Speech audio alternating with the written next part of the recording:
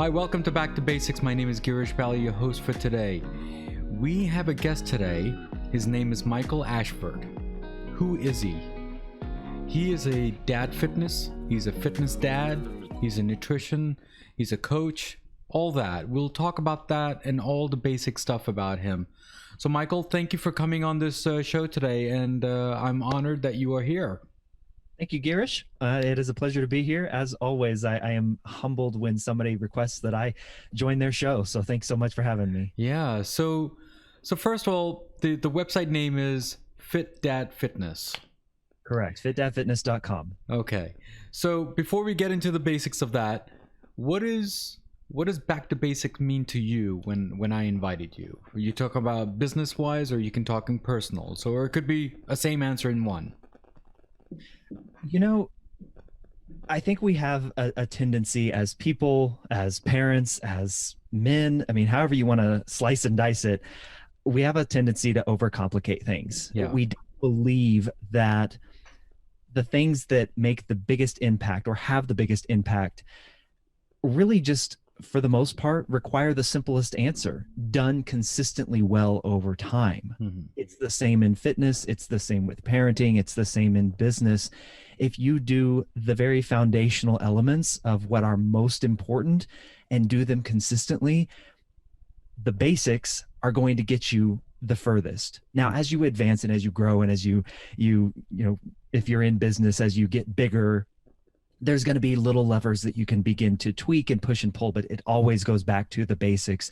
Do you have those foundational elements in place? That's what immediately comes to mind for me. And I always question when someone gives a really complex, or excuse me, a really simple answer to a super complex question. But 9 times out of 10, it is going to be the foundation, the simplest things that you need to get right before you can begin to add the complexity in.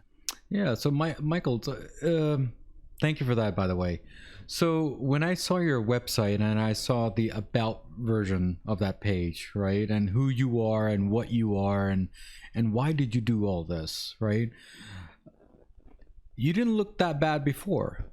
So what triggered you to do this? I mean, people, they go into fitness because they want to lose weight or they want to have 6 or 8 abs or whatever, and whatever their goal is. But I think your goal was a little different. So can you explain that to people? Well, there's a myth that simply because you're thin or skinny that you are healthy. And while yes, you're absolutely right, I didn't have a lot of weight to lose. My goal was the exact opposite. I wanted to gain weight. I wanted to put on muscle. I wanted to build muscle mass.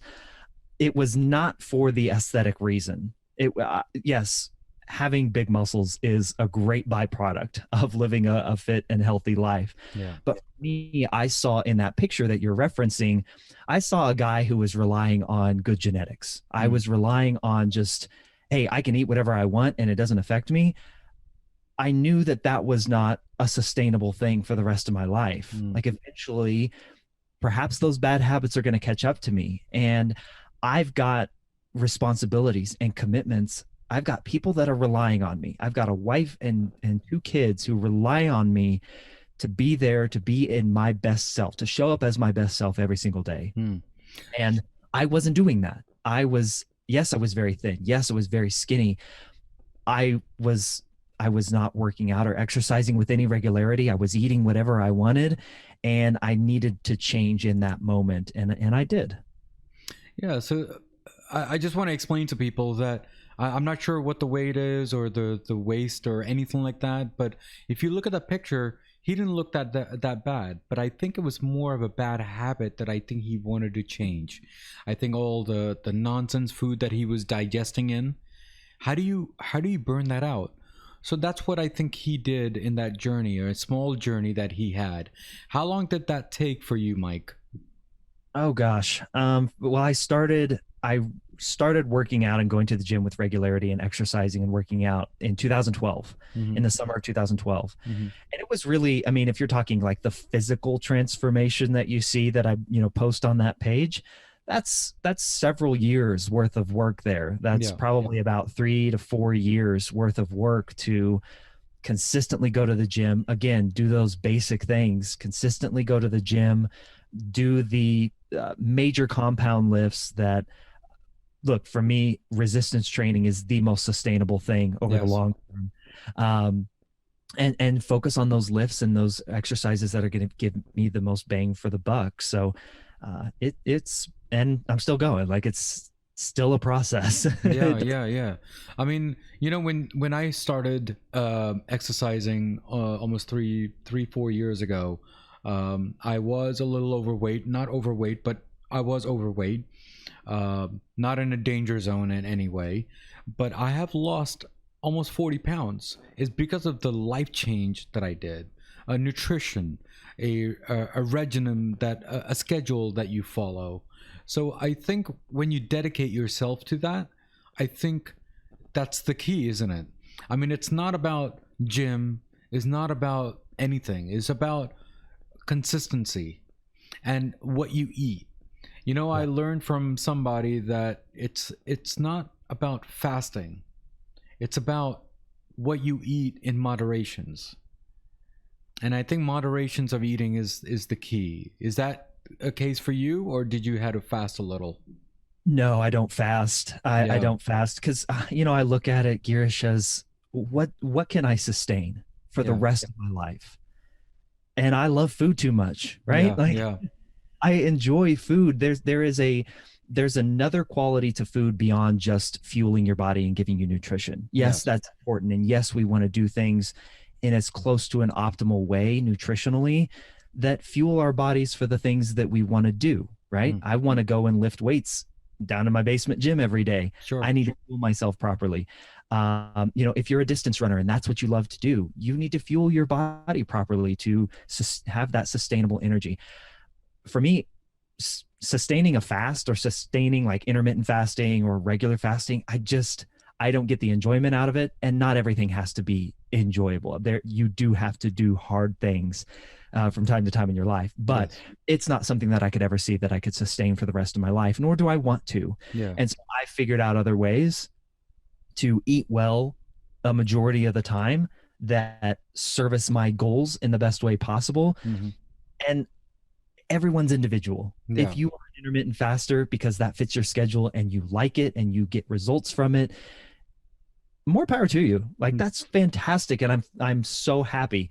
It's not the end all be all that I think a lot of people want to believe it is, and Yeah. not everybody is going to succeed because of the headspace that it puts them in. So Michael, I want to be honest with you. I saw you on Facebook, and I follow you on Facebook, and very inspiring. I'll tell you that. Thank you. So when I read Fitness Dad, few things came in my mind.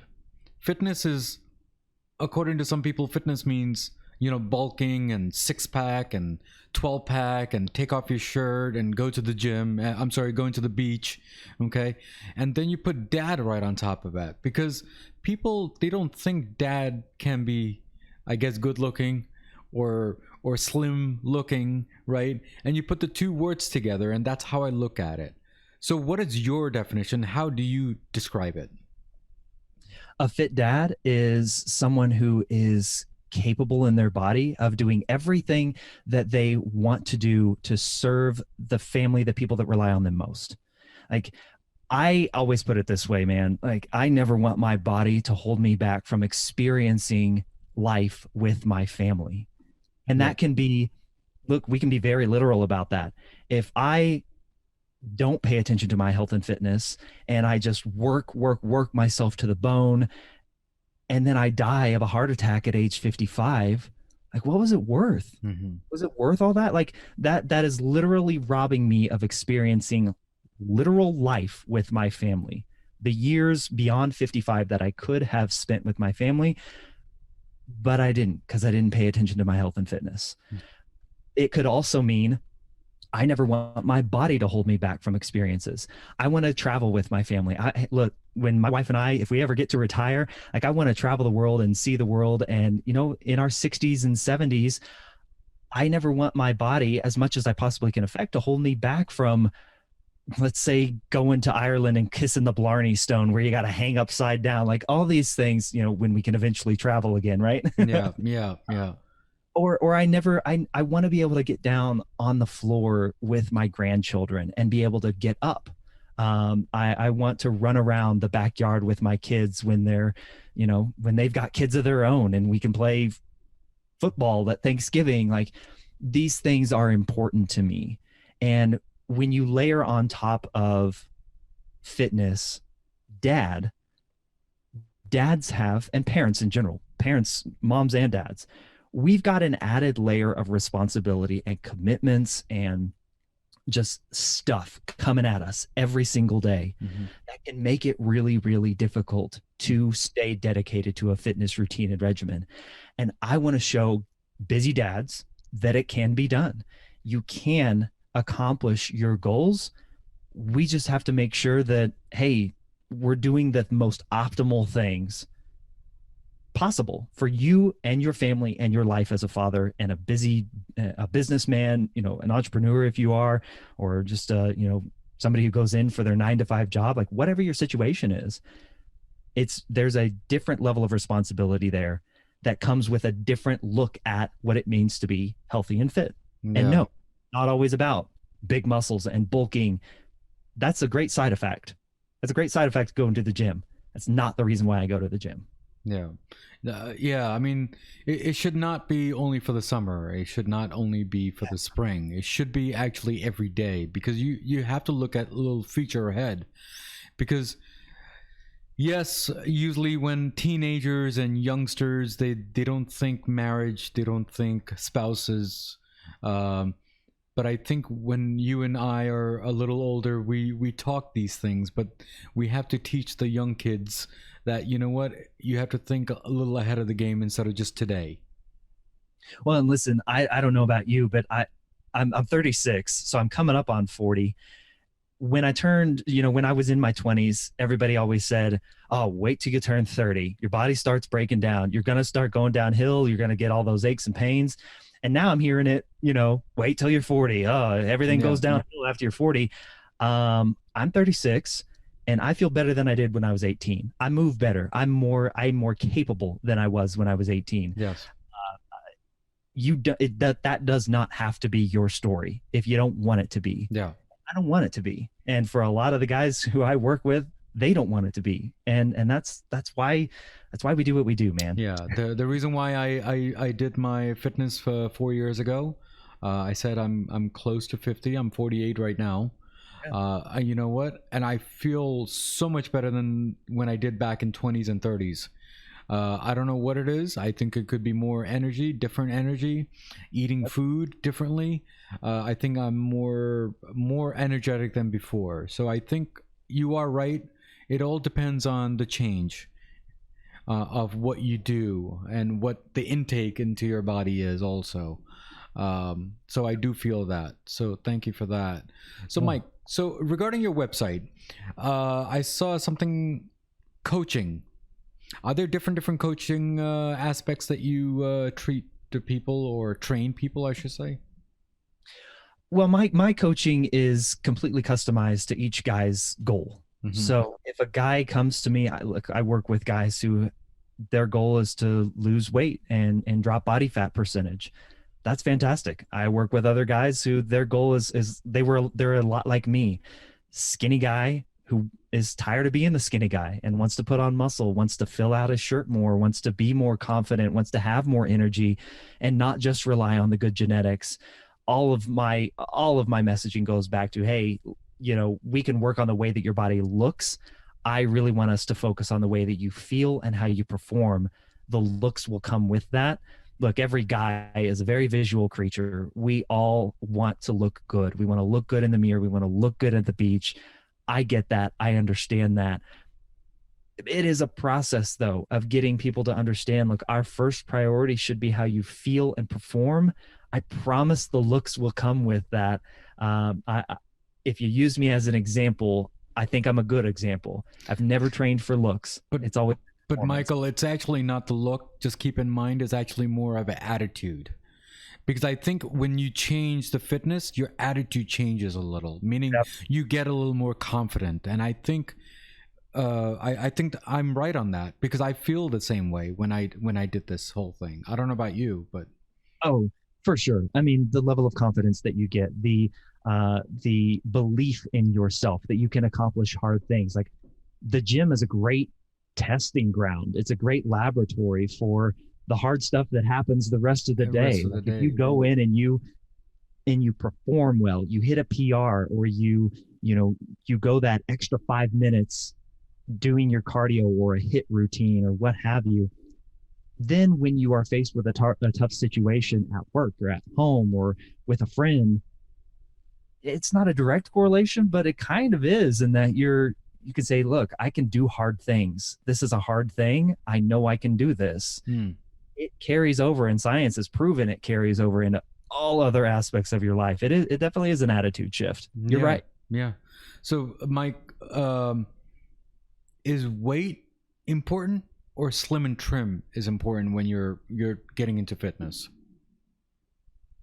Weight in terms of body weight. Yeah, Oh gosh. because you know what? People, they come up to me saying, "Oh, you lost 40 pounds, but you still look fat," or "You look slim, but then you're still fat. But the weight is too high." So, how do you get away with this myth analogy? This is going to be probably a maddening answer for some people, but it depends, right? Like if I'm working with someone who is 150 pounds overweight, we need to work on dropping weight first to be able to do some of the other moves and some of the other exercises Mhm. that will really begin to strengthen and build muscle and increase metabolism. You want to, like, carrying that much weight around, it's just more difficult to move. Now, as we get further and further into it, like I said earlier, my whole goal is resistance training. Like resistance training it carries over into other aspects of your life. If you've ever had to lift something up off the ground, if you've ever had to sit up out of a chair, if you've ever had to reach over your head to grab something off of a shelf and pull it down, if for us dads, leaning over a crib to get our child up out of the crib, like these are real world examples where resistance training has direct carryover. And building more muscle will increase your metabolism, allowing you to burn more body fat throughout the day. Hmm. That's kind of getting into kind of a scientific Yeah, yeah, yeah. look at it, but I forgot what I was going to say. Anyway, I'm going to focus on the resistance training, unless there are certain situations where it behooves us to lose body fat first, and then of course dial in that nutrition as much as we can. So, the nutrition part. So, how do you focus on more sugar, less sugar? How do we do that? Is it because you get a doctor's report or something, or someone just says, "Oh, this is what I'm going to focus on," or how do you distinguish between those two on your Well, training? you're talking about, this is back to basics. My whole message regarding food is go back to basics with it. Eat real food. Like that is as crazy, wild, and detailed as I often get. Yeah. The difference between a grilled chicken breast that you make at home, maybe in a little bit of olive oil with some seasoning on top, and a grilled chicken sandwich from the fast food restaurant down the street. The difference between the two. Which is healthier. And yes, there is a give and take in terms of time there, but we all understand nutrition at its core. Real food that is as close to its natural form as possible is better for you than the stuff that comes in a can, in a box, in a bag that's been heavily processed and loaded with all sorts of preservatives that really make it more palatable and hijack your system to want to just consume more and more and more of it. Like if I think about opening a bag of Doritos or Cheetos, how many of us can slam that whole bag in one sitting and never feel full, versus, let's say, some potatoes? How many how many potatoes could you eat before you were like actual potatoes? Like, let's do some roasted potatoes with a little bit of olive oil and some rosemary seasoning and some salt and pepper. Yeah. eventually get to a point where you feel full, and that's because a potato can't hijack your body's natural regulators, the governors in there, that these preservatives and these processed chemicals that are in all of these processed foods, they're designed and set up to make you want to eat as much of them as possible. Mhm. Real food. Eat Yeah. food that's as close to its natural form as possible. Lean meats, vegetables, fruits, uh, complex carbohydrates like oats and rice and potatoes. And also, don't crush yourself. You don't have to eat that way 100% of the time. I love burgers and pizza and sushi and tacos as much as the next guy, but it's not my everyday meal, right? Um, to go back to what you were saying regarding sugar, it's it's often vilified. It's not the reason. Like, it's the excess of so many things Yeah.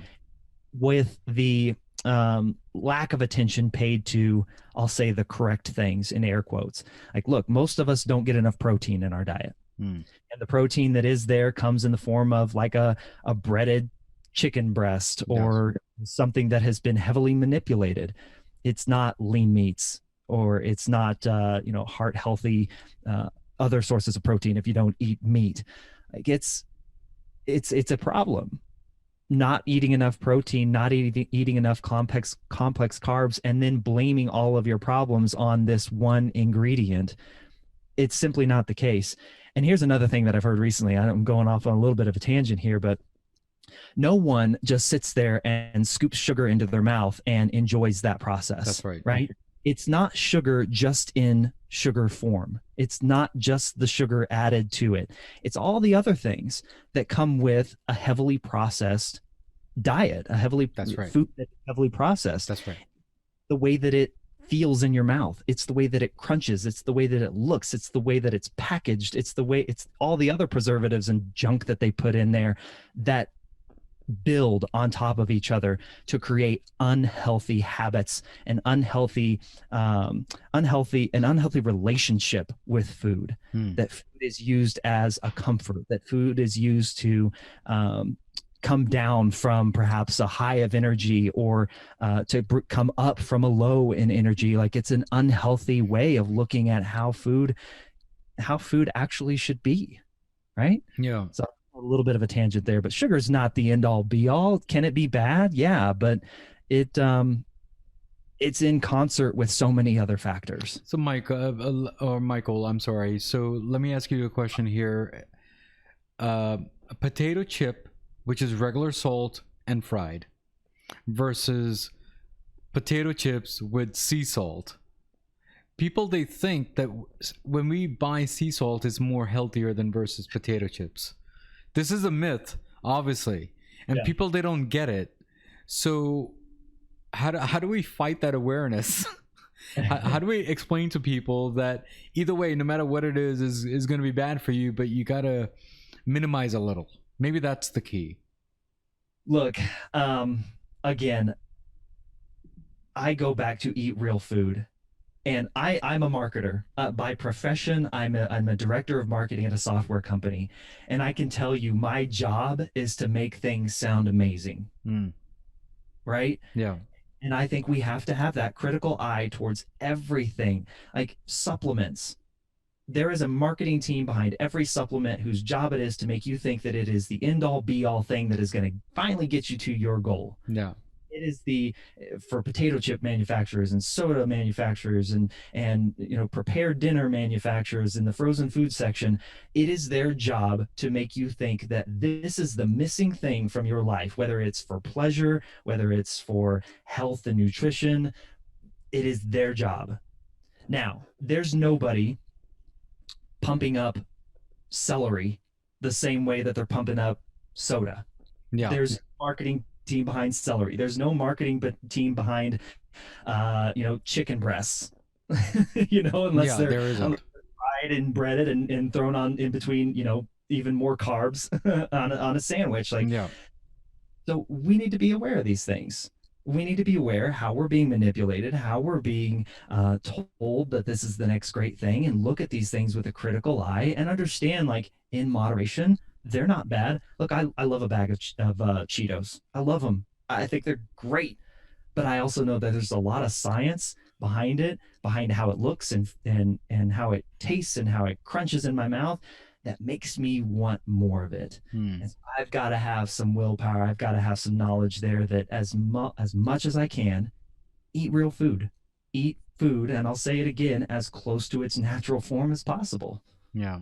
So, Mike, let me ask you a question now. Your podcast. So, what is Yeah. that? What is that podcast about? Oh gosh. So the Fit Dad Fitness podcast. Um, it is now the longest running podcast specifically dedicated to dads and their fitness. Hmm. I'm 350 episodes in now, Mm-hmm. and my goal with the podcast was to highlight other dads who have figured out a way to make fitness work in their lives. With everything else that I just was talking about earlier, that is heaped upon a dad's shoulders, commitments, responsibilities, hobbies, you know, taking care of the wife and kids, going to work, wanting to hang out with friends, with everything that we are committed to and that pull us in all these different directions. I wanted to show and bring on examples of guys who, in their own world, have figured it out, in their own situation, have found a way to make fitness work. Yes, I've interviewed Olympians and NFL players and entrepreneurs and CEOs and pilots and TV stars. But for the most part, what you're going to find are real stories of real dads who are making it work. Hmm. And that is my goal because somewhere in there, there's a story that every single one of us can relate to, Yeah. whether it's losing weight, whether it's gaining weight, whether it's finding the time in your busy schedule to make fitness work while you've got, look, I just interviewed a guy yesterday who's got 8 kids and he Hmm. makes fitness work. Hmm. And, you know, uh, there's something there for everyone. And I just want to put as many examples out there to other dads to encourage them and equip them with the knowledge, the information, and the support that they can do it themselves. So it seems like I have to come up with the story to come into your show. Is that what we're saying, Mike? Look, I'm a former journalist, man. Story. Everyone has a story, Yes. and that's my job as the host. I gotta dig. I gotta ask the questions. I gotta dig and find the story. Like, Yeah. Yeah. uh, and the thing about a podcast, and you're doing a podcast right now, you know, finding guests is the hardest thing. And when guests come to you, all the better. Yeah, that is true. And I'm glad, Michael, that you are on my show and showering with the fitness guru, as you want to call it, for yourself. And I I don't thank know you. about that, but thank you. Yeah, yeah. But thank you again for coming here. So, one last words before we head out today. For me, oh gosh, I'll, I'll I'll I'll do it this way, and I haven't talked about this in a long time, but you know, my the motto or kind of the saying that I live my life by is grow your own tomatoes. And if I can tell a little bit of a story here, and I'll try and keep this quick. My grandfather on my mom's side is one of the greatest men that I will have ever known. He's been gone from this earth for several years now, but he was, if I had a hero on this earth other than my own father, it was him. World War II veteran, uh, guy who just cared for and took care of his family for years and years and years. And his he grew a garden all of his life.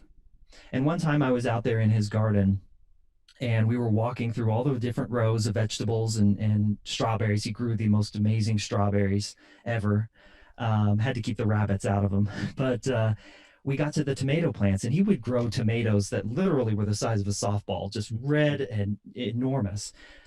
And I was out there with him one day in his garden during the summer, and he told me, you know, Michael, a tomato given to you will never taste as good as one that you grow yourself.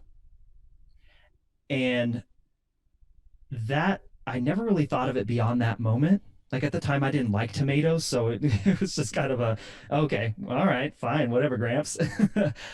But when I was actually driving to his funeral, that saying, that moment came like rushing back into the front of my brain, and I got it. It's like, oh my gosh, like my grandpa wasn't trying to teach me about like tomatoes. He was trying to teach me about the value of hard work. Yeah. Like, of course, a tomato that you have put the effort into growing the plant from the ground up, literally, that tomato, at the end of the day, when you pick it off that plant and you take it into your kitchen and you cut it up and you maybe put a little bit of salt on it to give it that bite, man, that's going to taste so much better than if somebody had just, here's a tomato. Like, that's you're going to, because you know the value of it, you know the effort that you put into it, you get the pride, you get the sense of accomplishment when you actually have completed that thing and you've seen it come to fruition. Hmm. So my motto, my lasting thing that I'll leave you with is grow your own tomatoes. Like, do the hard work yourself. Don't look for the shortcuts. Don't look for something to be handed to you. Yes, if you need help, absolutely. Like me, I'm not a good gardener, so I need help on how to grow a tomato. But if you don't put the hard work, if you look for the shortcuts, it will never taste, quote unquote, as good as if you'd done the work yourself. And that's how I live my life. That's how I hope to raise my kids. That's the mentality that I want to put in their hearts as well. And man, if I could solve the world's problems, I think it would be through that. Oh, cool. Michael, thank you so much for coming on this. It's amazing all the insight about tomatoes, and it's a good analogy, and I think I'm gonna use that for my upcoming speeches from now on. My grandpa would be proud. Thank you so much, Michael, for coming on the show, and keep on listening also, and and help me out with the small podcast that I have. Absolutely. Thank you, sir. Thanks so much. Thank you. Thank you guys for listening. So as of today, we're going to talk about tomatoes or fitness or dad. So that's your judge, whatever you want to think. But I have a quote for the day. And the quote of the day is, if something stands between you and your success, move it. Never be denied, right? And that's by The Rock. And I think that would resolve all the aspects that we have in this episode today. And Michael, thank you again. And guys, as always, everything in life goes back to basics, and that's what we did today, guys. So God bless. I'll see you next week, and stay blessed, and keep on subscribing and comment. Take care. Next week's episode on Back to Basics. If you're doing swimming, say for 30 minutes, there's no issue if you can do 7 days of swimming for 30 minutes, or mix walk or swimming or running or cycling. It's all about if you're crossing a threshold of say 1 hour, more than 1 hour on that particular day, and your intensity is very high. Because when I'm talking about walking, I'm not talking about running, I'm just talking about walking. So when we know when we're walking, it's more